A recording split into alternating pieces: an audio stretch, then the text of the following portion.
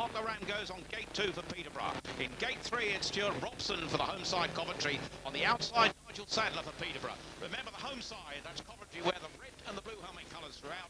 The visitors from Peterborough wear the white and the yellow and black. Our starting marshal gets them into line. A delay there for Greg Hancock. He got in trouble doing that in the Grand Prix, didn't he? But not tonight. Our referee, right in charge of the action, is Graham Flint, and he'll be looking down there carefully. Starting marshal moves away. The ram looks across towards the back ditch, and up they go. And the ram makes a rare gate, but coming across well in yellow, his teammate Nigel Sadler hits the visitors from Peterborough 1 and 2. And real surprise is Greg Hancock in third place with work to do, and his teammate Stuart Robson at the back. But why, oh why, PC, are the visitors going so well so early? Well, it's a great start for Nigel Sadler, and of course Mark Loran took right in behind him. Of course, Greg Hancock struggling there in the red. What a start for those two boys. I think the track conditions are a bit tricky early on, so they're just feeling the way around at the moment. Well, credit perhaps to their team manager Jim Lynch. He must have spotted something, got his men in order, and look at this. It's going to be a 5-1 for the visitors now, because they are looking very, very good indeed. In yellow there, Nigel Sadler, the young Australian out front. Mark Loran, the guest rider, time to look back. In his wake in third place, Greg Hancock, but some distance, and even further back in the blue helmet colour is Stuart Robson. The sun shining down here on the Brandon circuit, and certainly on the visitors, with Nigel Sadler surely going to take that checkered flag ahead of Mark Loran in white. In third place, Greg Hancock has time to look back. That is a 5-1 to the visitors. A real surprise that. It's Coventry Bees 1, the Peterborough Panthers 5, as you see top left-hand corner of the screen. And those two men did it in some style. Nigel Sadler, the 20-year-old from Adelaide, the heat winner. Day, I think, taking the helmet off and getting sorted. But well done, Nigel. A great start for both of you out there. And you started from the outside, which our prediction was slightly wrong. We said the inside would be good. How was it from there? Yeah, it was good. You know, I think my reactions were really quick, and got the grip I needed and went straight through. Yeah, it was brilliant. Actually, when we did the track report, I actually saw the outside. It looked like it was a bit wet and a bit slushy there, but your bike seemed to hook up really well, and you got a great run to the first corner. Yeah, it's right. It was a little bit wetter down the inside, so I went on a little bit of dry stuff, and it worked for me, yeah. There was a bit of surface water when we went out there earlier on. Did that present you any problems at all? A couple of times just coming in, it wanted to go backwards a bit, but it wasn't too bad. Oh, you seem to deal with it quite well, actually. How are you guys feeling generally, the fact that you haven't got Jason tonight? I mean, we ain't got Jason. It's a bit of a bummer for the team thing, but we've got a good guest in Mark, so we'll be all right. And you found that, you know, you're not going to have a problem with him at all. You know, he's going to fit nicely into the team this evening. I think so, yeah. He's a great guy, and we all like him. And he's a good rider, so yeah, we shouldn't have a problem there. All right, smashing. Well, a great start. AC. It's Jan Anderson, the captain for the Peterborough Panthers, goes from gate 3. And on the outside, that is Scott Robson in blue for Coventry. That's the lineup. This is heat number 2. Remember, 5 points to 1. The Peterborough Panthers lead with just one heat gone of the 15 to be raced here tonight. Action electric. Starting marshal again walks away. Up go the takes. A couple of bikes left for Coventry on the inside. In red, the 4-man Sean Tacey, pursued in yellow and black by Jan Anderson. Anderson cuts through on the inside. This developing into 2 races now. Good line being held by Sean Tacey. Ahead of Anderson in second place. Back in third is Scott Robson in blue, and trouble at the back now for David Howe, who seems to have mechanical problems. And again, things going quite well, going wide in blue too. There is Scott Robson, we caught on the edge of your screen. But out front in red and looking good is Sean Tacey. Jan Anderson not making much ground on him. But Peter, you talked about the form of Sean Tacey. He's showing it again here. Well, he's carrying on from where he left off last week, despite that problem he's got with his arm. He made a great first turn. He's riding very, very well. The track's quite tricky at the moment, as Kelvin said. There's water laying around, slippy patches and so on, but he's handling it very, very well. On the far side, David Howe has pulled up. As you see there, that man Sean Tacey going by. David Howe left on the side of the track. He has retired, but if it stays like this, it'll be a 4-2 to Coventry.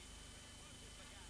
The wheelie there for the race winner, Sean Tacey. Second place to Jan Anderson, the Peterborough captain, and in third place in blue there, Scott Robson. A fine ride by Sean Tacey. 4 points to 2. The reserves heat going the way of Coventry. It's now Coventry 5, Peterborough Panthers 7 with 2 heats gone and 13 to go. What a run. Simon Andres Johnson for Coventry in the blue helmets. Ron Sullivan, the Aussie for Peterborough, goes in white from gate 2. Ron Anderson is the Coventry captain. The goes from gate 3. And Geralt goes from outside from the Peterborough Panthers. The lad from the Czech Republic.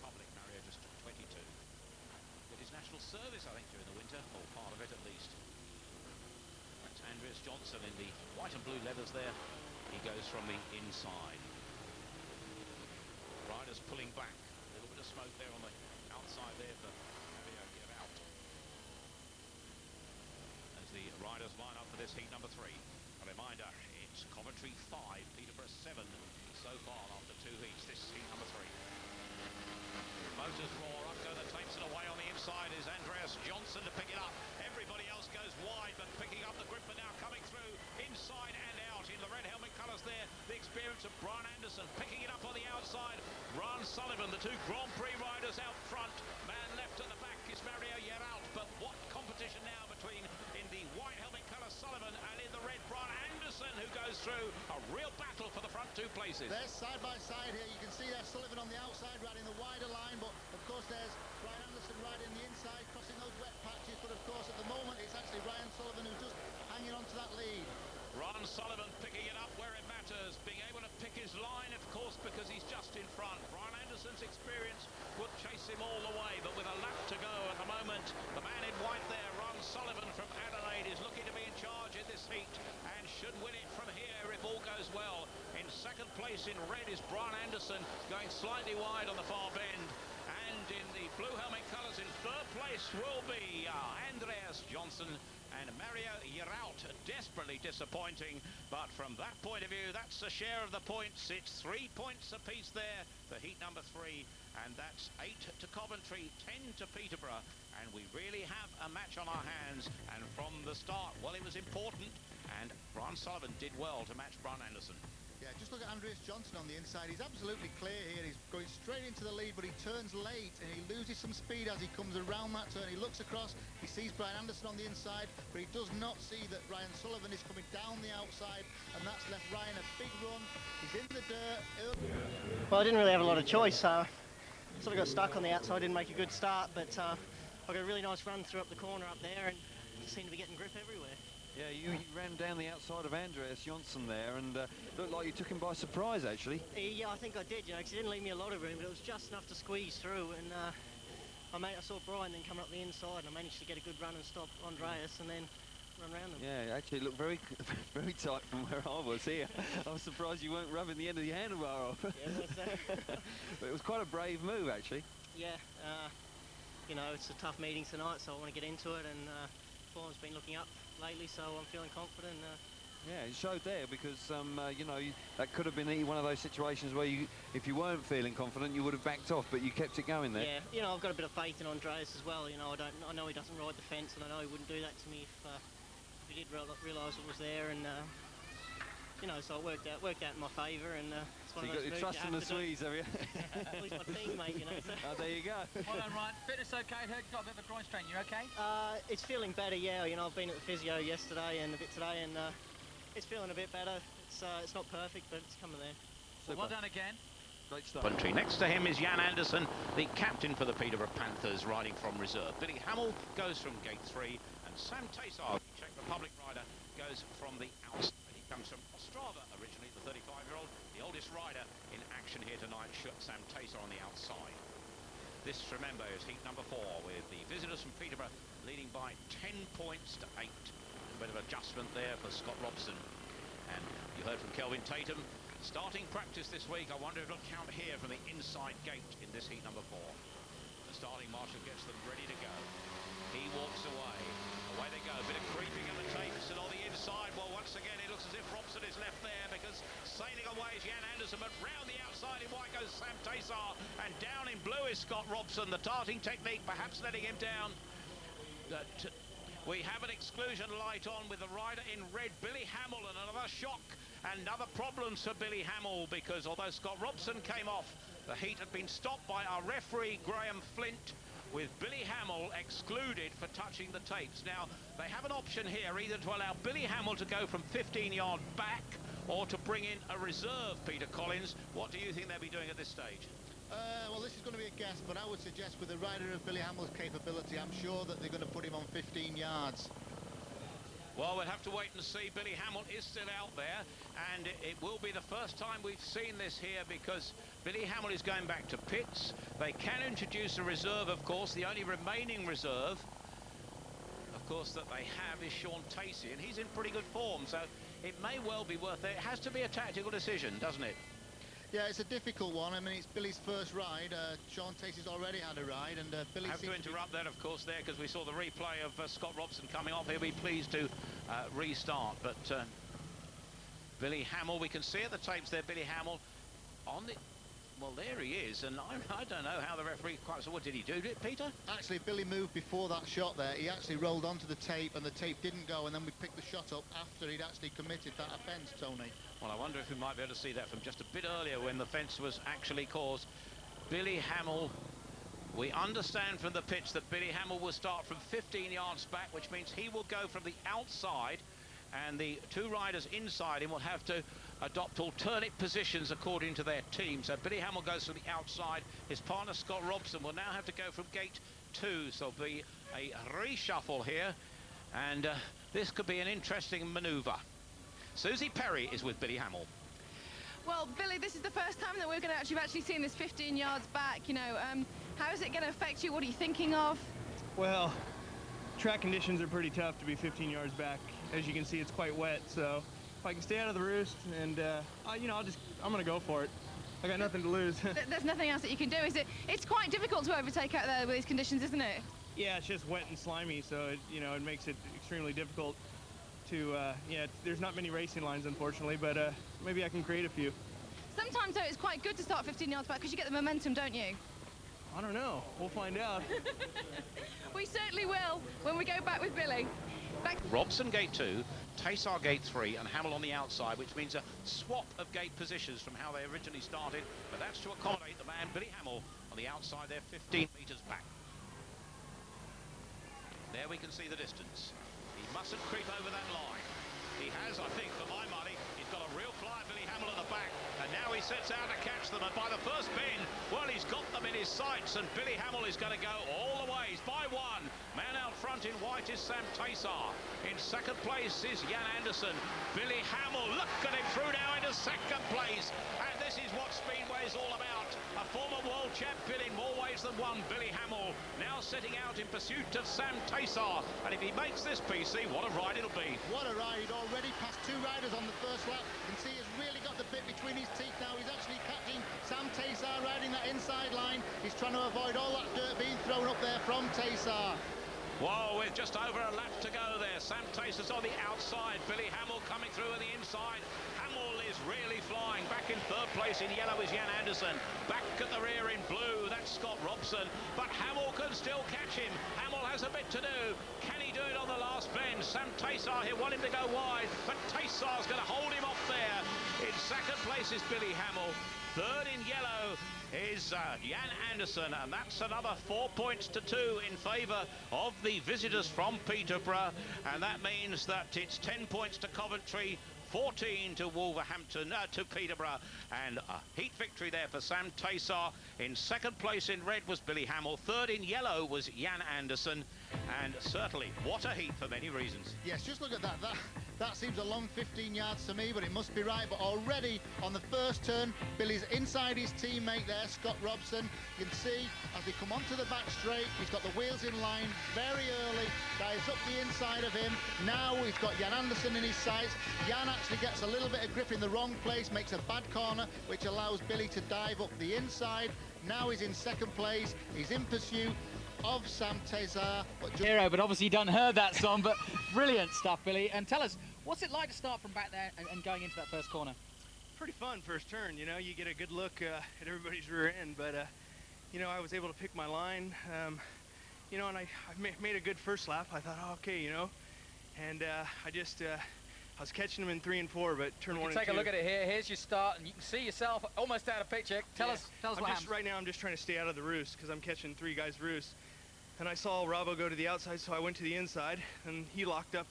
The number 7 guy locked up in front of me on Peterborough. So that did you a bit of a favour actually, because it brought them back to you, didn't it? Yeah, and it just slowed my momentum down a little bit. But you know, it was good fun, new experience. I quite enjoyed that. Yeah, it was a good ride actually. You were trying really hard, and obviously you just overcooked it a little bit on that last corner there. Yeah, a little California style, that last corner. That was Costa Maya. You've got to bite your lip more often, I think. Oh, tell me about it, tell me about it. It's hard with 10 stitches in it. All right, well done again. We'll let you go and redo your stitches and get organised. Let's go Well to the done. winner. Okay, well, Billy just stole your thunder there, didn't he, really? But it was a great ride from you. Yeah, he was chasing me hard from behind. I saw when I looked back. I'm pleased I won it in the end. That must have been quite surprised to see Billy up there. Well, I didn't quite closely know what he done on the start, but his touch table, he obviously did something, so I was considering on my start, and we just trying some new setup, and I done it. I hopefully gonna win some more starts again. Yeah. Okay, well, we know you've got a lot of work to do on your bike, so I'll let you get on with it. Well done, Sam. Thanks very much.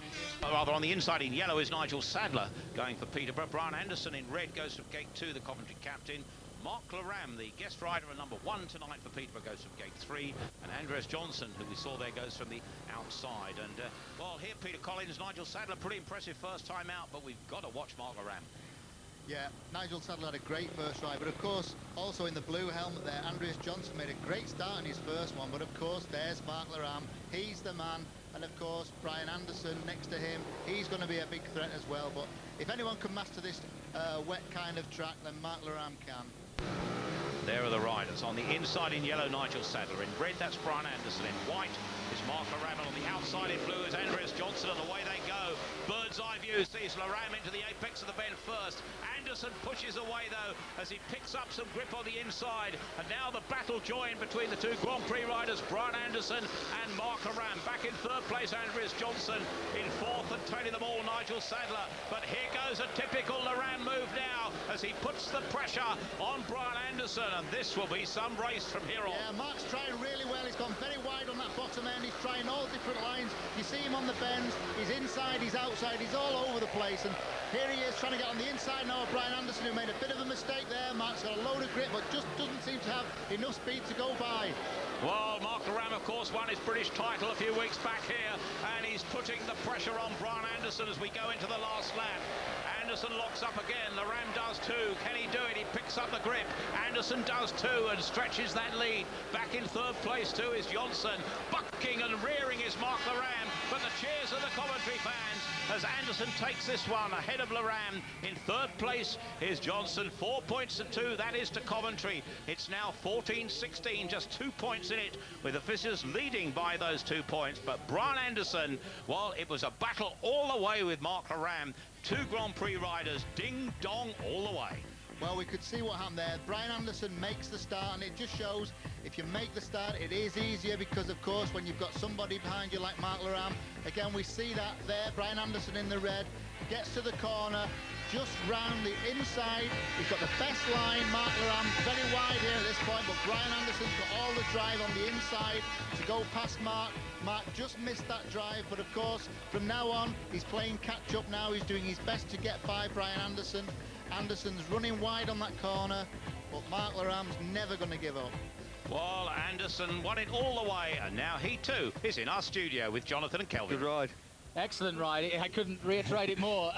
Did you realise just how tough it was? Because Laram was on fire back there. I know, I changed a few things from my first ride. I felt I was spinning in my first race, but I changed a few things, changed gear, made it a little bit shorter, but it made it a pick to ride, you know. It's from my first race to this one, the track has changed a hell of a lot, and yeah, Mark actually popped out in front of you there, and for some reason, I don't know quite why, but you found a bit of extra grip coming off the first corner.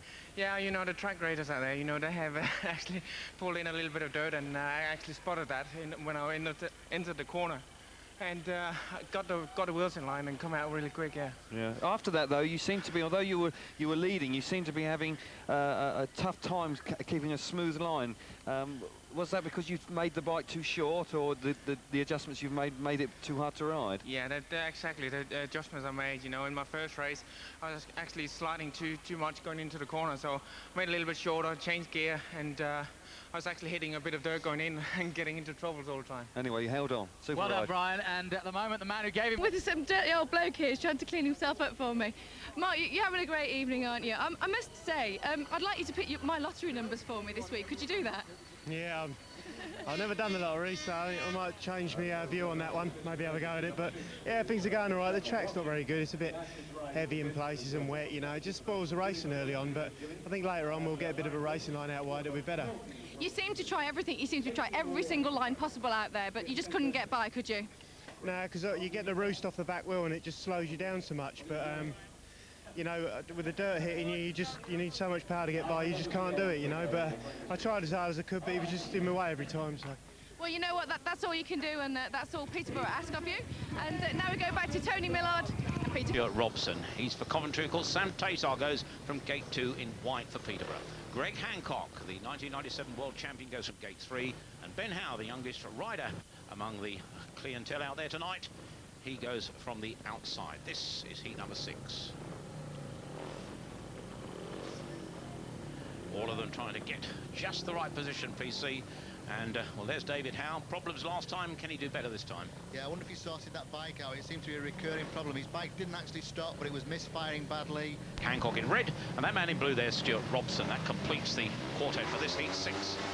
Away goes the marshal again. Jitters at the tapes, and left at the tapes there was Sam Taysar. But now stretching his lead is Stuart Robson. Coming round on the outside, Greg Hancock in red. What a lovely picture there from my helicopter on the top of that first bend as Hancock in the red helmet colours picks it up with his teammate Stuart Robson. Robson on the inside, Hancock on the outside. This is just what Coventry have, because if it stays like this, they will move into the lead at the end of this heat 6. And certainly the Coventry riders have sorted things out here, and Greg Hancock and Stuart Robson certainly got the drop on Sam Taysar and David Howe.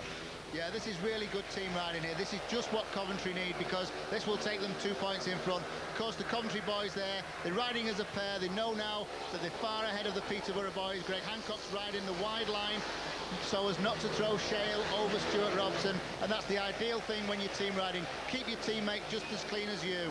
Well, that's what they're doing. Hancock in the red helmet colours, the former world champion, is probably going to take the checkered flag here, but they both deserve it. They both get paid the same. Hancock takes it in red, ahead of in blue his teammate and partner Scott Robson, and third in white was Sam Taysar. That's a 5 points to 1 scoreline in favour of the home team. They now lead by 19 points to 17. Coventry 19, Peterborough 17, and Greg Hancock, his first victory of the night, and that good teamwork.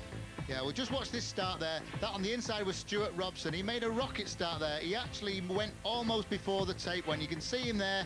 The rider on the white there, Sam Taysar, totally missed the start. But of course, when they get to the first corner, the team riding here is brilliant, because you can see that on the moment Stuart Robson's got the lead, but he looks across, he sees that Greg Hancock's there on the outside, and from then on, it was Coventry 1-2.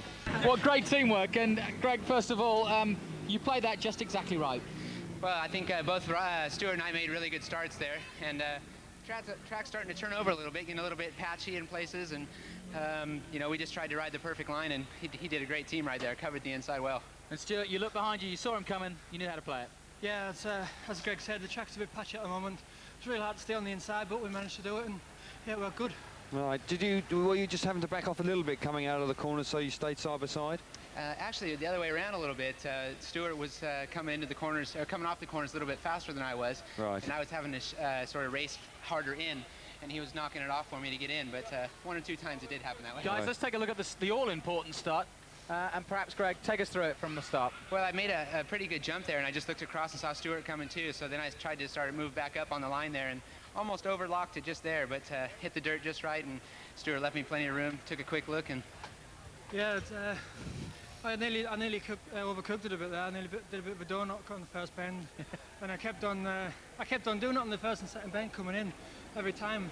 I was getting a real good run on the third and fourth on the inside, and I was really getting a good run in there, and knocked it off for Greg coming out. So it worked good. Yeah, perfect five. It looks like you're still having to fight with it a bit. You're battling with the bike a bit when you're going around. I'm struggling a little bit going into the corners. It's a little bit patchy going in there, and the sun's quite strong up there, so you can't see a lot, and you really don't know what to expect going in. But Poor excuse there, I reckon. I'm full of excuses. If there's one there, I'll find it.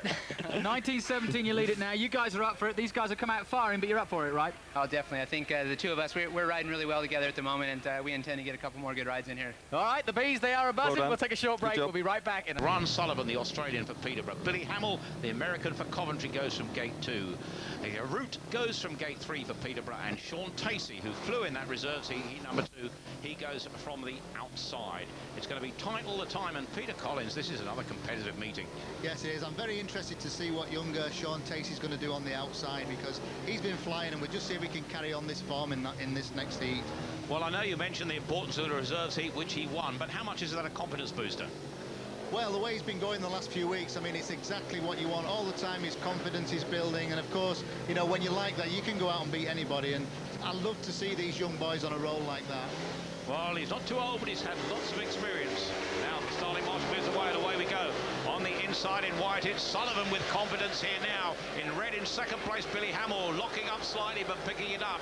Yarut is in the 3rd position there, and now the man at the back, Sean Tacey, is desperately making ground to try and come round to the outside and pick up vital grip, but making no headway there, because out front, Ron Sullivan is heading. His man, Billy Hamill, is lifting, and Sullivan looks as if he's got it just about right. That's right. We said that Ryan was struggling a bit in the league this year, but by the way he's going tonight, he's got everything right. This looks like it's going to be his 2nd win, because Billy Hamill's trying very hard, but Billy doesn't seem to be gaining on him at this point, Tony. Billy Hamill, for my money, seems short of speed here on his home track, but that man out front, Ron Sullivan, the Aussie from Adelaide, is going well. Left out of the Australian test team last night, but surely back in it tomorrow at Bellevue. That's Ron Sullivan out front, ahead of Billy Hamill in 2nd place. In 3rd place, Mario Yarut, the Czech, is going to get vital points, and this will put it level after this one, because Ron Sullivan wins it ahead of Billy Hamill in red. 3rd place turns to Mario Yarut in yellow. That's a 4 points to 2 in favour of our visitors, and it's now 21 apiece with 7 heats gone. Another cracking meeting here, but that man there, Ron Sullivan, is looking impressive with 2 heat victories to his name so far tonight, as we look down on him from our helicopter. And now the start with PC. Well, we're having another close match. We're all square again, but we can see Ryan Sullivan on the inside. What a great gate he makes ahead of Billy Hamill. But of course, we all seem to forget a bit about Billy Hamill. You know, he broke his back badly last year, and you know, it's less than 12 months since he actually did that, and it's a hell of a mountain to climb for him, but he's riding very, very hard. He had a late start to the season. You can see he's chasing here, Ryan Sullivan, but you know, he's really starting to come together. He's had some good scores this year, but at this race he's got no answer really to Ryan Sullivan. Ryan's riding a perfect line and looking very, very quick for Peterborough. Yeah, Brian, you know, can you just tell us the reasons behind this replacement here? Well, obviously Scott Robson is struggling a little bit out there. He doesn't seem to come to terms with the track conditions. So Sean Tacey obviously had a loss before, but it was a really tough race for him. But he won his first race, so obviously we've got to try and do something to get some points out of this race. It's a very, very important race. It's the reserves and the number 2 of each team, so it's very important we get something out of this. There's no heat leaders in it, so if the low order of the team can pull some points out of this, it's very, very important at this stage of the meeting. Of course, every point is so important. Scott has been struggling a little bit, hasn't he? It's fair to say, over the recent few weeks. And indeed, didn't Greg take him out recently and sort of try and help him on his gating and so on? Well, you know, it's obviously very hard. You know, he's been out of racing for a long time, and then obviously coming into a league is very tough for him. Obviously, we had to make some, obviously put Scott in, you know, in the deep end because of trying to get Billy into the team again, rebuilding restructure the whole team, and you know, he is struggling a bit out there, but you know, the more races he gets, the better, you know. But this is not really the time to practice tonight. You know, we've got to go out there and win, and therefore we've got to make changes. Okay, well, in 4 minutes' time or so, we'll find out whether you've made the right decision. Thanks a lot. From the inside, Sean Tacey from Coventry, the reserve replacement instead of Scott Robson, goes in gate 2. Nigel Sadler, the Aussie with 1 heat win already under his belt, goes from gate 3 for Peterborough.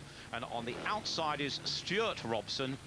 That's Stuart Robson in red, the younger of the 2 Robson brothers who hail from Sunderland.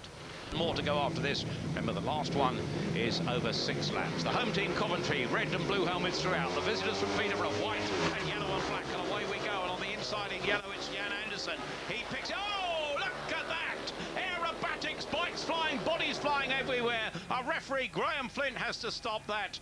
Thankfully, Biders will be all right. Our referee, Graham Flint, says that all 4 will be back in, subject to fitness of riders and machines, but oh dear, what a scenario. All 4 riders back in, according to our referee. First Ben Bunching is his decision, and Peter Collins, well, that was something pretty spectacular. Yes, it was. That was real first Ben Bunching, and a horrendous crash we can see there. And I'm a bit concerned about Nigel Sadler. He doesn't seem to be moving around so much, but Stuart Robson's also down there, but the bikes possibly have been damaged as well. We can see the start here. There is Stuart Robson on the outside. Now, when they get to the corner there, the rider in white catches the rider in blue there, which was Sean Tacey, catches Stuart Robson on the outside, and Robson and Sadler have a horrendous crash there. We've got another angle of this one again there. That's Robson on the outside. Of course, you can see Sadler gets pushed into him, catches him, and that immediately stands Robson up on the back wheel and straight into the boards there. They both landed very, very heavily. Well, we can see it again, just what you said there, PC, and coming across that confusion all round, and way out of it was Sean Tacey. He kept well clear. Look at that. Going away there would have been Jan Anderson, and it would have been a 2-man battle, but certainly there the first aid staff who do such a valuable job on all these speedway tracks have work to do, and Nigel Sadler up on his feet, and well, they're hard, these fellows, particularly the Aussies, aren't they? Yeah, that's Nigel Sadler, of course. He looked the worst from that. Now he's up on his feet, and you know, that is really what I like to see, but he's holding his hand there. He's possibly got a damaged hand, maybe scaphoid problem, but he seems to be in quite a bit of pain with that. But of course, Stuart Robson's still down there on the track. While Susie Perry, I think, is down trackside and has more news. Well, that looked pretty nasty, Nigel. What's the situation here? We just got locked together, and that was the last I knew, really. I just got thrown everywhere, but I've hurt my wrist a bit. I'm not sure. I just got to go and take 5 and see what I reckon, whether I can ride or not. Okay, I mean, everybody is going to be in the race again if everybody can be, so yeah. I guess we're just going to, you know, do you know actually what happened? It's just one of those first corner things where everyone's going really hard, and when he clipped onto the right-hand side of my bike, I think he screwed the throttle right on, and when the front wheel came up, I just landed awkwardly and went over, and looks like the other lad went with me, so yeah, it's unfortunate. Okay, well, we'll wait and see how Stuart's doing. For the moment, we'll go back to Jonathan Green and Kelvin. Just lost control, and look at the bike's reaction. This is when I hope, you know, you suddenly realise how little room we have on a speedway track, you know, and how quickly all of a sudden from being in control, you're completely out of control, and it's a tough game. It's something we haven't actually discussed much, is that you guys are highly competitive, and obviously you're G'd up for the start of any particular race, but they all talk about going into that first corner. How much are you aware that you've got your game plan, and how quickly have you got to react to what everything else is going around you to make sure that that sort of thing doesn't happen to you? Absolutely, you've got to react, well, within a split of a second, you know, and like what happened to Stuart there was out of his control. Another bike hit him, he was unaware of it, and the bike reacted from underneath him. But you can see how much power the bikes have got by how quickly an accident happens and how quickly a bike goes out of control. One more, I mean, we don't like to see things like that. It looked quite nasty, didn't it? But it seems that Stuart's okay there, doesn't it? Yeah, Stuart, he's all right. He's okay. Precautionary, they've just locked his head in place, you know, in case his neck just took a bit of a bang on the head, which is what they do anyway. But, you know, he's just very dazed and not really sure where he is at the moment. In a situation like that, it just looks like they got tangled up together and there was nothing they could do. Yeah, do you think? That's the worst scenario, going into a corner together. You get locked together and the bikes kind of take control of the situation. There's nothing you can do. It's really scary because you can see the wall coming and there's absolutely nothing you can do. Just try and jump off any angle you can. You must have been in this situation yourself at times where you've been perhaps knocked out and a bit dazed and confused. You know, do you have any thoughts on whether Stuart will actually be able to ride again this evening? Well, to be honest, I mean, there's always another day, and it's not really advisory to get on. I mean, I've got on a bike before, and I don't even know what day it is, let alone what meeting I'm in, and it's not. I wouldn't advise it, you know. But I mean, he's just got to see how he feels himself. Yeah. Bit of a down point to the evening, I'm afraid, but we've just had a quick look at Stuart, and he looks like he's going to be okay, so that's good news. Back to having a chat about, what's going to happen with Coventry and replacements and so on. What happens in a situation like this? Well, obviously the rules, you can only use the reserves to replace Stuart from now on. You can't, obviously, before a meeting, if somebody is injured, you can use riders as replacement and all that, but the rules are, if it happens in a meeting, you're only allowed to replace him with a reserve, so it's going to be hard work from now on. I'm obviously very sorry to see Stuart. He's a hard try, and obviously the reason for him getting injured there, is obviously because he tried really hard. It's very, very important points, and as we said before the race, they had to give it all, and they did, and just a little bit too much this time around. Okay, yeah, Colin's just here. Colin, can we just get a quick word with you and Brian together? Obviously a big shame about Stuart because he's been riding so well recently, putting 100% effort in. It's never nice to see anybody down like that, but how does the team feel right now? What is going through your mind personally as the team manager, Colin? Well, I'm a bit down at the moment because, as you just said, that Stuart has been riding good lately and is a vital part of our team that we need him, So we're just hoping when he gets back to the doctor's room, it might not be so serious as what it looks. So we're keeping our fingers crossed. Okay, so who's actually going to replace Stuart for the next heat? Well, we can only use the reserve, and that will be Scott Robson. Okay. Okay. I mean, it's a shame for Scott because Scott's struggling a bit in tonight as well, isn't he? Yes, he's just come in. He's the newest member of the team, and of course he's only had 2 or 3 meetings under his belt, and he is struggling a bit as well. So, but never mind, we'll see it through. Okay, well, in true Coventry style, you're going to have to do some extra motivation, I do believe. Exactly, that's what a captain's job is, so hopefully we're going to get behind the boys and everybody's going to chip in with the extra points. I don't know where we're going to find them, but we're going to try hard. You'll do your best, I'm sure. Sorry, it's Jan Anderson of Peterborough on the inside in yellow. Sean Tacey from Coventry goes from gate 2. Nigel Sadler, the Aussie who was involved in that pile-up, goes from gate 3.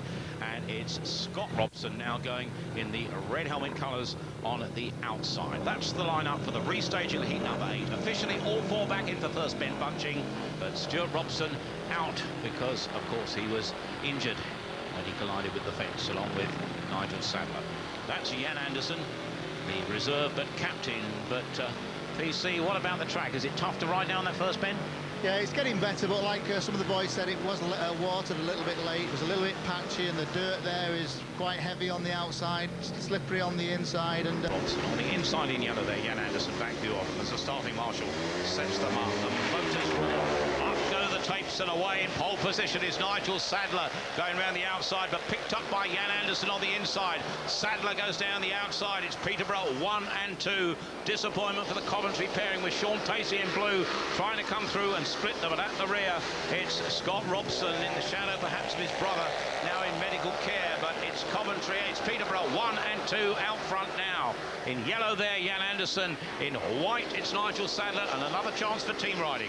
Yeah, but Sean Tacey's right in there with the Peterborough boys. The Peterborough boys are not riding side by side. They seem to be swapping positions, but of course they're around the outside trying the big blast. It's Sean Tacey, but didn't quite make it.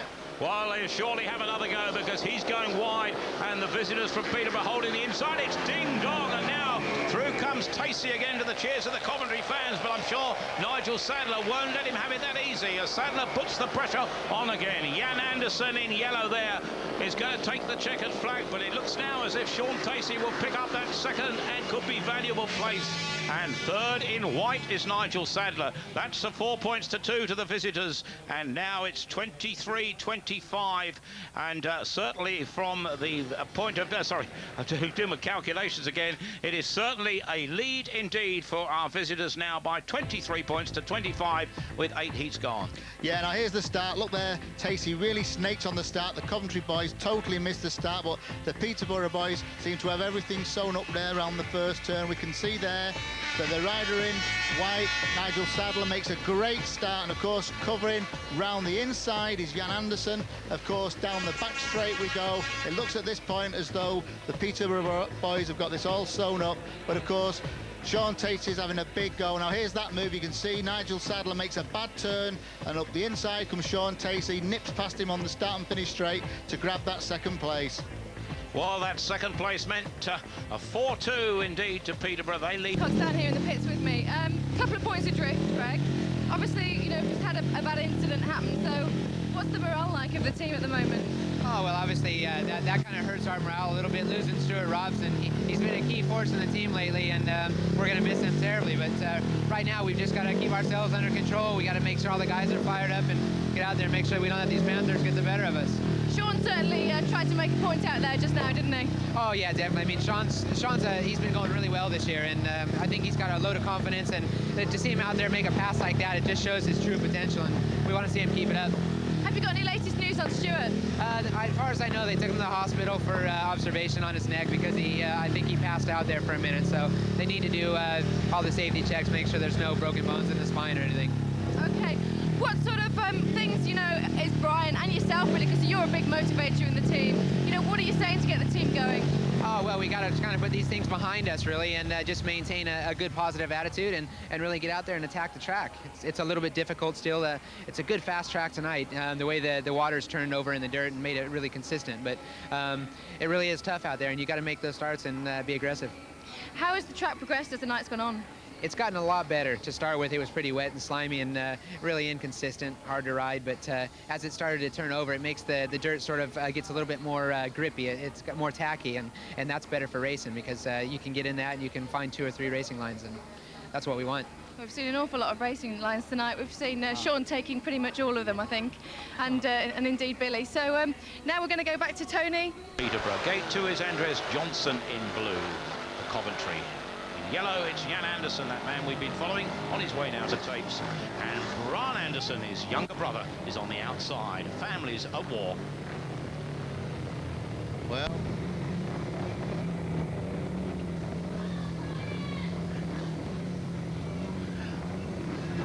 starting marshal there between them. He's satisfied they're all in line.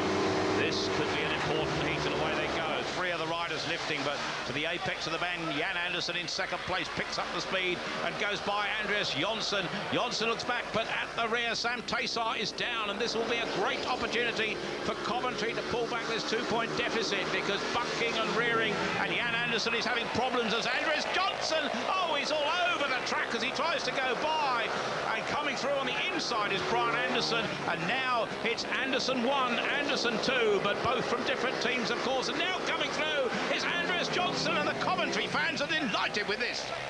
yeah, Jan Anderson seems to be having all kinds of problems. He's gone from the winning position back to 3rd place and all over the place. Andreas Jonsson bouncing off the safety fence, but of course, as it settles down a bit, it's Brian Anderson now who's got a commanding lead.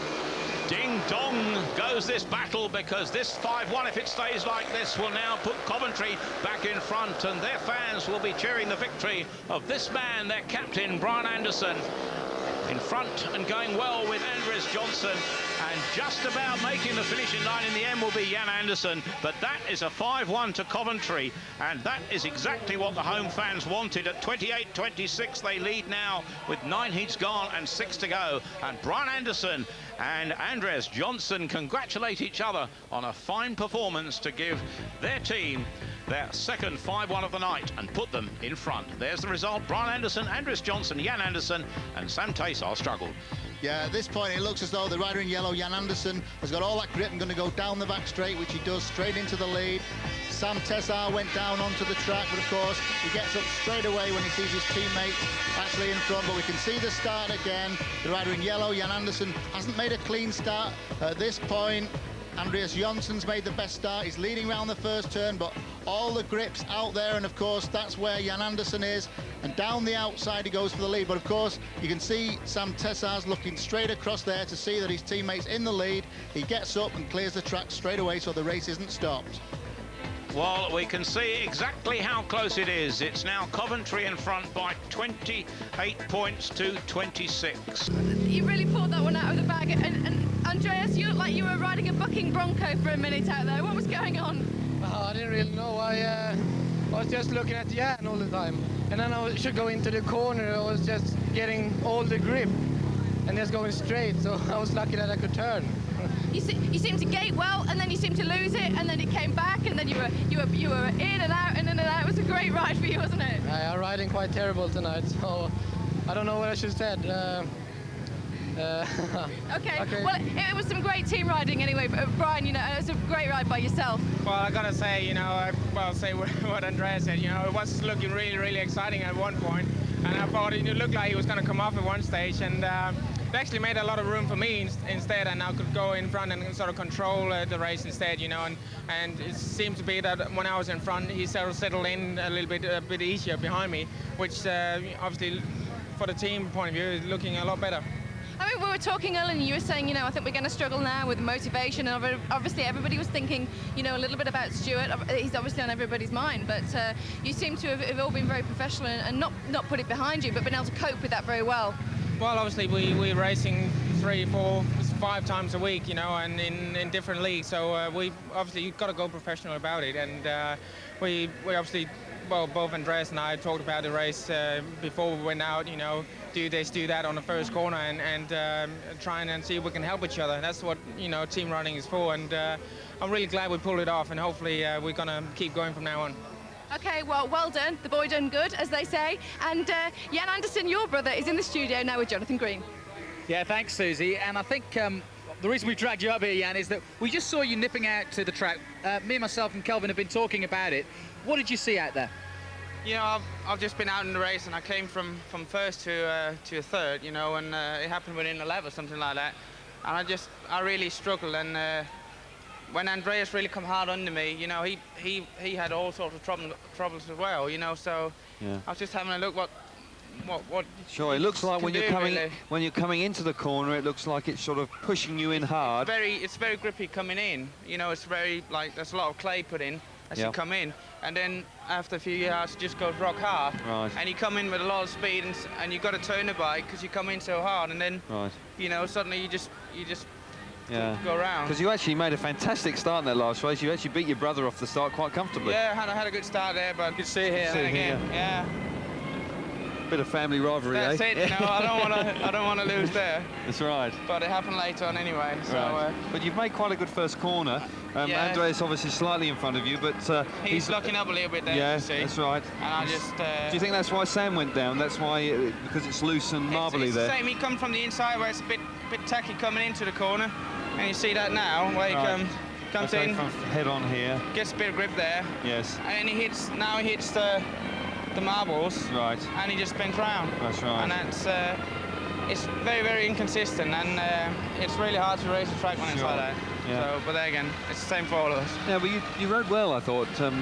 Just a bit unfortunate in that corner there. You just seemed to make a little mistake. Yeah, but then again, you know, it's coming from a win to a third, and they had a 5-1 against us. It sort of turned the meet a little bit around now, and that was that's a bit unfortunate. Sure.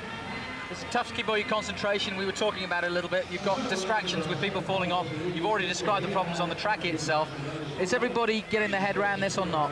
We just have to get on with it. You know, we can't turn it around. You know, the track is going to be as it is. It might be better after a few races more because they're grading the track now. It might be a little bit better. I hope so, but it's very difficult conditions really. So sometimes the brake can actually help the track, can't it? They continue to grade it. It may just even it out a bit. Hopefully we'll have a good race. Sure. All right, well, from the inside. On the inside, in yellow and black, that's Mario Giraud. In blue from gate 2 goes Sean Tacey. In white from gate 3 is Ron Sullivan for the visitors. And on the outside, Greg Hancock, the 1997 world champion. Also had trouble in that last Grand Prix. Mario out from the inside is there as well. Up go the tapes and a flyer from gate 3 goes Ryan Sullivan. Sullivan in front again, and coming round on the outside is Greg Hancock to put him under pressure. Coming through in gate in the blue helmet colours there is Sean Tacey. At the back, problems for Giraud, who's having a dreadful night now. But Greg Hancock is putting pressure on Ryan Sullivan out front. There is Sullivan in the white helmet colours now, and Hancock going round the outside to pick up the grip, but he's not done yet, is the 1997 world champion there, using the outside, picking up speed, but still going wide is Ron Sullivan, who tonight looks to be a master of the track. but Hancock is still putting pressure on there in second place. Look at Hancock coming off the bend here. Sullivan with just over a lap to go, still holding it though. Out front, the Aussie in white there for Peterborough, bucking and rearing, but extending his lead now as they go into the final lap is Ron Sullivan in white, ahead of Greg Hancock in red. In blue in third place there is Sean Tacey. As things stand at the moment, the points will be shared in this one, and if it stays like this, it'll be 31-29, which is exactly what happens as they take the checkered flag there. And certainly from Coventry's point of view, well, they remain in front, but only just. It could hardly be tighter, but Ron Sullivan there gets his third successive heat victory of the night, and that could be important for his team there. Away from the start it was. I have to tell you, for the moment, Peter Collins has deserted us. We'll be having rider replacement here because he's not feeling too good. But there we see Ron Sullivan making it straight from the gate, pursued by Hancock. And again, looking down, Ron Sullivan seemed to anticipate the tapes there and produce the goods, and from there on, well, he held it with Hancock in pursuit to take second place. In blue, Sean Tacey took third there. And perhaps you can tell us a little bit about that win, but a vital one, I think, is the key. You really needed that, didn't you? Yeah. It's all right. Yeah, tough race that against Greg on his home track. I think we dropped a couple of points behind for the first time, I think, in the meeting or so. So we really needed a win there to come back, and the boys are digging in. So the last couple of rides you've won actually quite comfortably. It's almost like you're right. You've just eased off a bit, and you're going in the corners a little bit easier, but you're riding a tighter line, and it seems to be working really well. Yeah, the track's a little bit inconsistent, and coming into the corners especially, there's quite a bit of dirt there. It's really thrown a lot of the boys off. The hardy actually rider, I think the worst they seem to be going. So I'm managing to make good starts, being into the turns first, sort of dictating the race from there. Right, here's the start. Let's take you through it.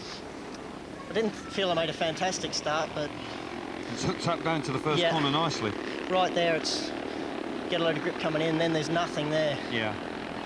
But now you're away now, and obviously a slight lift there, but nothing to worry about. But you just seem to be just being a little bit cautious going in to make sure you're on the line. And although Greg's rushing around the outside, it looks like you've got it completely under control. Yeah, well... It looks that way anyway. No, it felt pretty good, really. You know, I get to dictate the race, and there's not going to be a lot of passing, because the harder, as I say, the harder you ride into the corners, the harder it is then to stay on the line, and, you know, because there's so much dirt coming in, but nothing mid-through. Nice one. You seem to be riding it really well. I'd say probably the best, to be honest. Oh, well, that's good. I've got maybe 1 or 2 races to go, so... No. It would be nice. With that in mind, how do you predict it? It's going to be close, I suppose, but everyone we've had on television has been close. How do you see this one? Oh, it's going to be a Panthers win. Well, truly confident. We'll let you get back and sort. Wondering, you know, what you're saying to Billy there. Well, I was just telling him with the little intervals we've had, they've been grading the track a little bit, and it's a little bit patchy going into the corner, so you pick up a lot of speed, and then coming off the corner, there's not much dirt, so you tend to sort of start spinning up quite a bit. And I was just telling him it might be easier to ride more in the middle of the track and try and feed the bike in nice and steady, and then get on it coming out to try and get it to be a little bit more smooth. Just talking about the bikes for a minute, these bikes, you know, we all know no brakes and so on, but they're the 500cc, they're comparable, aren't they, to Formula 1 engines in terms of power to weight ratio? Yeah, they sure could be. I mean, we're putting out about 70 to 74 horsepower, depending on how the engines are set up, but they're running on methanol alcohol too, so they're very highly tuned, and for the types of tracks that we're riding on, they're almost a little bit too highly tuned. We can sort of, the circumstances, we need to tone them down a little bit. And what kind of things, you know, when you're changing things in between heats, what kind of things are you changing? Well, we would be going for anything from changing the sprockets on the back wheel, bigger sprockets to slow the bike down a little bit, and smaller sprockets for more speed. Maybe alterations to the carburetor with the jetting, depending on the temperatures of the air, and or the ignition timing to advance or retard the spark to try and liven the motor up or to kill it off a little bit. Okay, Greg, well, thanks a lot. I think that everybody's ready to go, so we're going to go back to Tony Millard. Billy Hamill goes from the inside. Jan Anderson goes from gate 2. Sean Tacey, with his second successive race, goes from gate 3 for Coventry. And Mark Laram, the guest so impressive, he goes from the outside. Another tremendous meeting here. This one at Brandon Stadium here, and could go either way. Remember, it's 31-29 in favour of Coventry Bees at speed. That is absolutely certain. This is heat number 11. Laram looks across at the back ditch. Referee holds the tapes, away they go now, and the Ram darts cuts from the outside, comes across, picks up in front, and now he's going to be pursued by the rest, with Sean Tacey in second place and Billy Hamill in third. At the rear, Jan Anderson is struggling somewhat, but Mark Laram, when he gets out front, has the speed, the ability, the sheer track craft, surely to go away from this field now. Disappointment for Billy Hamill back in third. If it stays like this, the points will be shared for the third time tonight in a heat, and it will remain Coventry 2 points in front with 2 laps to go. Mark Laram is extending his lead out front. The guest rider certainly doing justice to his place instead of the absent and injured Jason Crump. Laram in the white helmet colours now, with just over a lap to go, is going further and further in front. And really, this man is the man of the moment. As Susie said, she wanted him to do a lottery numbers. Well, I can tell you, he wears number 1 on his race jacket. His age is 28. There's 2 numbers for you this week. Mark Laram will take the checkered flag here with some comfort. Second place in blue. Third in red is Billy Hamill. 3 points apiece is the heat score. It's 34-32 in favour of Coventry now, with 4 heats to go. And a great performance there by Mark Laram. Then what's your name? Sean Tacey, you're riding out your pants tonight, aren't you? Yeah, as I said earlier on, I could have done without this tonight. I feel so ill today, headache and feel sick, you know, and but you know, I'm having some half decent rides, not making a start, which, you know, has been different of late. I've been making the starts, but I'm having to do the work from the back, and you know, the track's not too bad, and I'm just getting stuck in. I think you're being quite hard on yourself. I mean, you're having a pretty reasonable night considering you're not feeling very well, so I think I might just stand about here so you don't throw your germs over to me. But someone who is starting well and coming right across there was Mark Laram. I mean, that was a superb gate, wasn't it? Yeah, I knew if I had to do anything, I had to push Mark out wide there. I didn't want to push him too wide because he loves the dirt and that's his sort of track today. But, you know, I thought if I can make a start him, I'll have a go. But Mark's, you know, he's winning everything at the moment. Fair play to the lad. He's a good rider, and you know, he got the better of me, but that's not so bad. Okay, well, Sean, you know, you're doing really well. Get some Lemsix down your neck. Back to Jonathan and Kelvin. Inside, Brian Anderson, the Coventry captain. David Howe comes back in, having missed his previous ride, being substituted, the youngster in action for Peterborough. Sean Tacey, the reserve replacement, a busy man tonight, goes from gate 3 for Coventry. And Ron Sullivan, with 3 heat victories out of 3 to his name so far, he goes from the outside. We've had 11 heats. Peterborough have had the majority of heat winners, 7 of those 11, but they are still behind by 2 points. And there's Sean Tacey, a busy man and certainly the form man at the moment. And now to heat number 12. Motors roar. Up go the tapes and away on the inside in red is Brian Anderson. He picks it up and holds it, but coming round and picking up the grip on the outside is his teammate Sean Tacey. Squeezed in the middle, the meat in the sandwich is David Howe. Oh dear, look at that. David Howe was really the meat in the sandwich there, and he's wondering what's happened. He's blocking the track. Our referee has flashed the lights to stop the heat, and he has excluded the rider in yellow and black, David Howe, as the prime cause of the stoppage. And there's the yellow light shown by our referee, which means that David Howe is out as the primary cause of the stoppage. Now, that's an interesting reading that's going to be, because David Howe was the meat in the sandwich on that bend between the 2 Coventry riders, and it'll be very, very interesting to see that in just a moment. Heat number 12 then will help Coventry to establish some sort of lead. Coming down there, looks like David's just got clipped by Brian Anderson, but to be honest, it was one of those situations where all 3 of them were charging for the same piece of ground. Because it was away from the first corner, the referee has to exclude somebody. Here we see it from behind. Obviously, David's just got into a position where he's committed and has gone down, but to be honest with, maybe in hindsight, he should have just eased off before he got into that situation, because it was going to happen, and maybe... Sean Tacey is his teammate and partner. Ron Sullivan goes on his own for Peterborough. He will have to battle here, a chance for team riding for the Coventry riders. And it was Tacey trying to take him ride, but now Sullivan will battle. Out front in red there is Brian Anderson. In second place his teammate and partner, Sean Tacey. Sullivan hugging the curb with work to do. A real chance for team riding here by the Coventry pair to establish, because if they get this, it will take their team 6 points in front and could give their opponents the chance of a tactical substitute. So the team riding may backfire, but let's see what happens here, because they're doing really really well, and Brian Anderson, his captain there in the red helmet colours, is sitting back to keep Ron Sullivan at bay, while Sean Tacey goes round the outside in the blue helmet colours, and this is a tactical triumph for Coventry with a lap to go, because this is exactly what the Bees wanted, and Colin Pratt, their team manager, would have said, come on lads, play it as a team, and that's exactly what they're doing here now as Anderson goes through on the inside. But they both deserve the credit. They both are going to provide this heat victory. In the end, it's Tacey that does it in blue. In second place, Anderson in red. Third is Sullivan, his first defeat of the evening, but that's a 5-1 to Coventry, who now lead by 39 points to 33, and this will be the chance now for tactical substitutions on behalf of the visitors. The start in this one was a rider short in the commentary box as well, as we greet that lineup of Mark Laram on the inside for Peterborough. Greg Hancock, the Coventry rider, goes from gate 2. Sam Taysar from Peterborough, gate 3, and on the outside it's Billy Hamill. Hancock and Hamill take on Mark Laram, the man at the moment. And, well, I know that Peterborough will rely on Mark Laram to win this. And on the blue helmet colours there, that's Billy Hamill. In yellow in the background, Sam Taysar, the Czech. This is important here. They look down at the magnets. Away they go for the tapes in red. It's Greg Hancock. A battle there. Squeeze right, the Coventry riders, and going through is Mark Laram. And Laram will stretch it away from here. And this is truly competitive with three of the best riders in the world out front. But Mark Laram, the guest rider in the white helmet colours there, in front of the Coventry pairing. Sam Taysar back nowhere. And I think Kelvin Tatum's theory that Ron Sullivan should have been out might have been correct. But this will still keep it at 6 points in front, and they could use a tactical substitute in the next ride.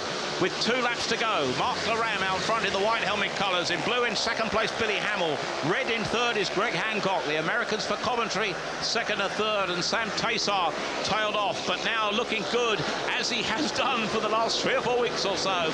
Mark Laram, the guest rider in place of Jason Crump, is way out front with the number 1 on his back, and seldom does he finish anywhere else these days. In the white helmet colours, Mark Laram is going to take this ahead of Billy Hamill.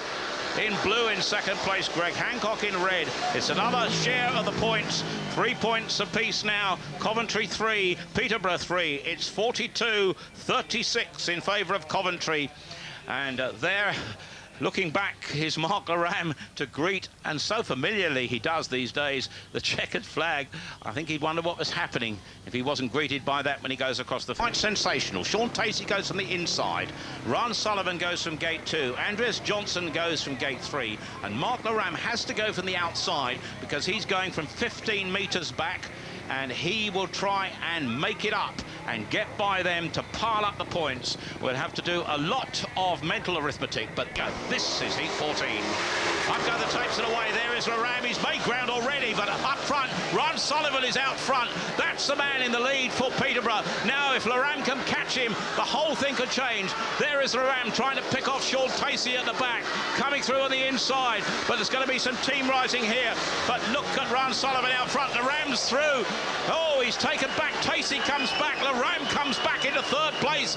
This is looking good indeed as we look down from our helicopter. What a brilliant view of the action here at the Brandon Stadium. The fans getting excited. Ron Sullivan trying to hold up Andreas Johnson in the red to allow Laram to come through. He's within spitting distance of that second place. If he can do it with just over a lap to go. Andreas Johnson is taken wide. Laram is battling at the back. He's looking down at his motor. Maybe his luck is out. Ron Sullivan is holding him at bay. Ron Sullivan could hold off Andreas Johnson. Laram could get second place. We'll have to do the mathematics. But what a brilliant race this is, because there in white is Ron Sullivan taking the checkered flag. In second place, Andreas Johnson. Third is Mark Laram in yellow. And that means, if my calculations are correct, Mark Laram will get 2 points. Ron Sullivan out front gets 3. That's a 5-2 in favour of the visitors from Coventry, from Peterborough, and that means it's now 44-41, and all depends on the last heat. Coventry lead 44-41. Mark Laram and Ron Sullivan, the men of the moment. And as we look down from our Ron Sullivan, Billy Hamill and Mark Laram, this is heat 15. Again, we go to the very last race with Coventry leading by 44 points to 41. But remember, if the visitors get their men in first and second place, then it will be they who win. Coventry 44, Peterborough 41, and going into this, the final heat. And remember, it's 6 laps. It's a long way to go, and an awful lot can happen.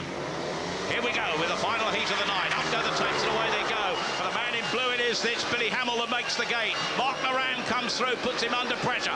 Ron Sullivan's at the back. Loram goes through like a knife through butter, and he's going to take his man Billy Hamill wide, and now it's up to Sullivan to pull it back.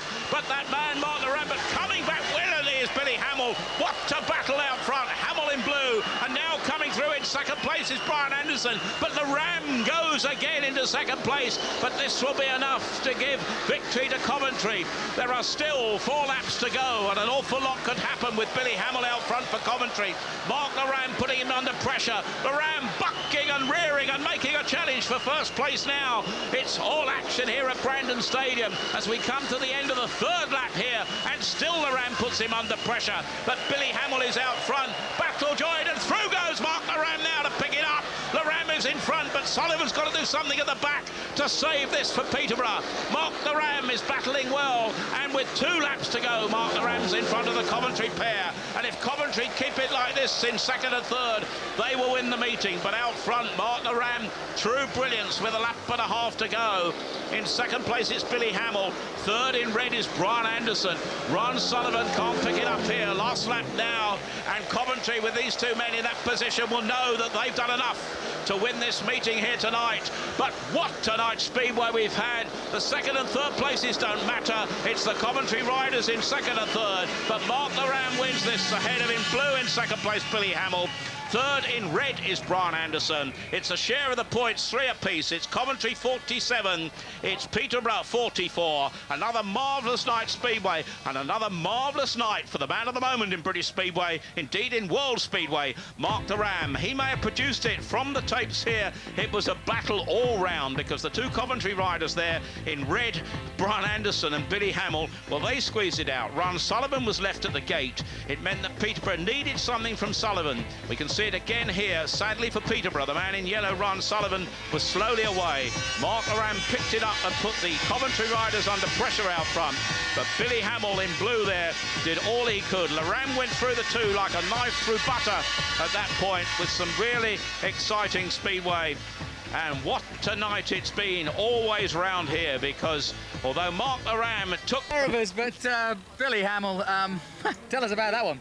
Oh man, that was a good race, you know. I mean, yeah, Mark, he's just riding so good. You know, it's just really nice to... Now, before he gets up here, because he can't hear us at the moment, but how about this, man? We were talking about you in your World Championship winning year, about how kind of hot form. We're looking at a guy who really is the hottest guy in the world at the moment. Definitely. He's on a roll right now, and you know, what more can I say? It was just such a fantastic race. Sure. We were pushing each other, but it was just, you know, to be able to ride side by side like that with a competitor, respect to him. Sure, that was 2 world-class guys really going at it, and that was fantastic to watch. But he just seemed to get a little bit more speed coming out of the corners. Yeah, I was a little bit more wheel spin. He's good at getting his wheels in line. I was coming off the corner a little sideways where he had his wheels in line, and it was enough to get by me. And I got a little tired there in the end, so I think his grass tracking stamina took over. Well, he's making every excuse under the sun, but that was a brilliant ride. Mark, tell us about it. Yeah, mate. Yeah, it was good, you know. It's not easy. Obviously, without the 6 laps today, I wouldn't have done it, but he's just getting used to the jar and that, you know, and just in certain spots I was going forward and then he wasn't, so I just kept plugging away and didn't give up and managed to get there. You did it with that really nice rear mud guard hanging off as well. Yeah, I didn't realise when I come under him on this straight, I looked up and I thought, whoa, I was going towards the fence, so I did a bit of a left turn, getting a bit, the last lap I was so tired. And then you get the fence down the bottom there, but I still had it screwed on. Yeah. Well, stay with us, Mark, because the winning captain is with Susie, Brian Anderson. Thanks a lot, Jonathan. I don't know, you and me, we seem to have been talking all night tonight, don't we? Well done. That was a tremendous meeting, and it had its ups and it had its downs, didn't it? But you pulled it off in the end. Well, certainly, you know, all credit to the whole team. You know, they really pulled in, as we talked about earlier. You know, we have to sort of pull something out of our sleeves, and we sort of did, you know, and everybody plugged in and got their points, which is very important when we are a rider short, you know. So what can I say? You know, good team performance. What's the elation like? Well, well, you know, it's pretty good, you know. The excitement in the pitch, you know, has been great, you know. And I got to say, all credit to the Peterborough team, you know. They put on a really strong fight, and, you know, what can I say? It was just great. Well, well done, Brian. You know what? Let's just go over here and see if we can TV. What are your thoughts on that? Well, I think it's great. I mean, it can only work in certain circumstances, you know, and on a night like tonight, the way the track was and the way Mark Lorham's riding at the moment was perfect, and it had all of us sort of on our toes wondering what was going to happen. We've just got to spend a few minutes talking about the man of the night, who is really Mark Lorham. I mean, he was just a stormer tonight, wasn't he? You know what? He's not just a man of the night. He's the man of the year so far. The guy is really setting the world of Speedway on fire right now, and he's definitely a hit for British Speedway, so what can I say? Encourage people to come watch him, but we got the better of Peterborough tonight, and luckily we got the better of Mark with the team tonight. Well, you did, just about. But how can it be? Well, someone like Mark had a quite poor year last year, it's fair to say. And I think he would say that if he was standing here myself. And if I could see him, I would grab him over here, but I can't. Had a very poor year last year, and this year it's just the complete opposite. You know what? It is sad, and we always said that the day that Mark Lorham really got himself on form, watch out. I mean, everybody as a rider respects him, but the guy's really he's sort of in the cushion mode now. He's just in the armchair riding around there, and he makes Speedway look so easy, and it really makes it hard for the rest of us because you don't like to have a guy like that on your tail.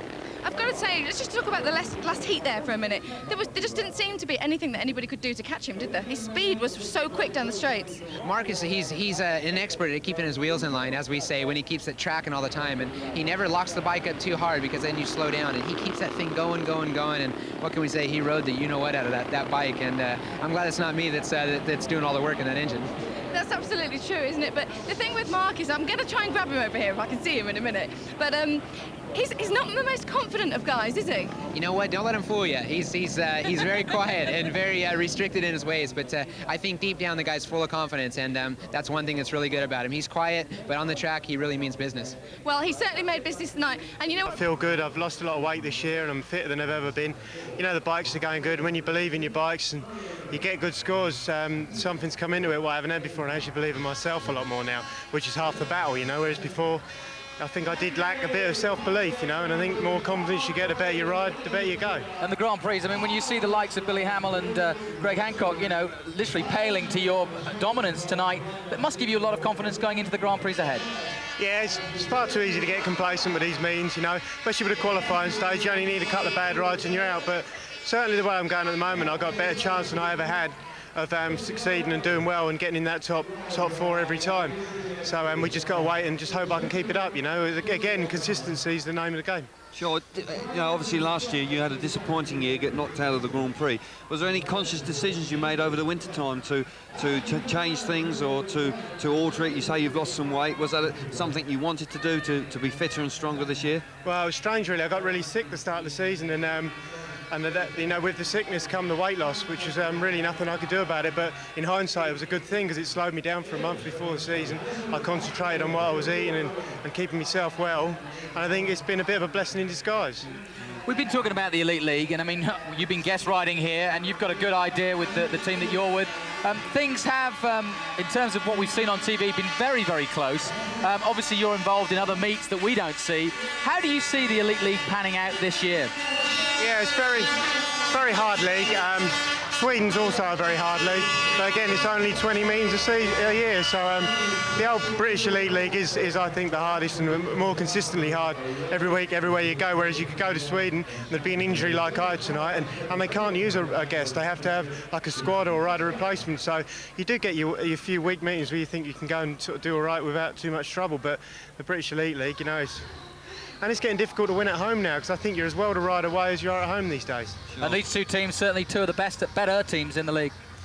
Yeah, that's right. I think Peterborough were tipped to be pretty much hot stuff at the start of the year. Things haven't gone quite to plan, but it's early season yet. Sure, the Elite League actually is only just beginning. But last year was a six-man teams. They've gone back to seven-man teams this year with a different program that they've used before. Is that something you're in favour of? Yeah, definitely. Last year's format was a bit of a joke, really.